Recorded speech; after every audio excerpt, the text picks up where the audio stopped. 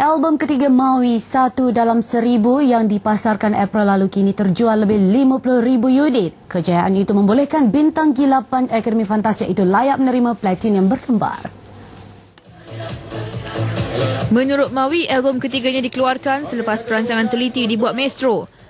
Itu atas rancangan pihak pengurusan saya, maestro sebenarnya. Dan saya pun dah berbincang dengan pihak maestro.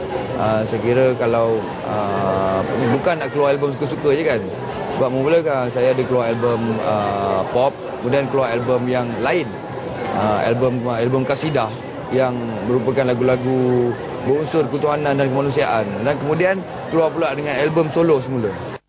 Album ini menampilkan lagu-lagu ciptaan komposer terkenal seperti M. Nasir, Fauzi Marzuki, Ajai dan Yasin. Antara lagu yang dimuatkan Mungkin Langit Lebih Biru, Angan dan Segar, Tercipta Untukku dan Satu Dalam Seribu. Konsep yang terkandung adalah pop rock agogo, Arab dan pop rock blues.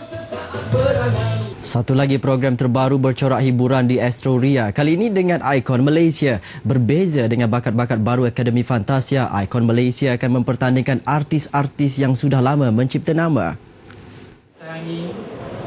Ikon Malaysia yang diilhamkan oleh industri rakaman Malaysia, RIM dan stesen radio Era umpama pintu buat artis-artis ternama tempatan untuk kepersada antarabangsa. Sebanyak 10 artis solo dan 9 kumpulan muzik akan bertanding untuk memenangi gelaran ikon Malaysia dan seterusnya mewakili negara di peringkat ASEAN.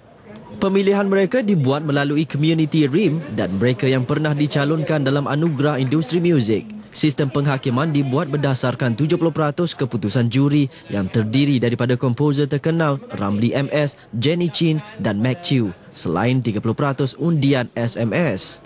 Sebenarnya ikon ini melebihi dari batas daripada Malaysia sahaja. Ialah gabungan negara-negara ASEAN untuk bertanding menjadi juara atau ikon kepada negara masing-masing dan juga ASEAN. Episod pertama Ikon Malaysia akan disiarkan pada 21 Mei.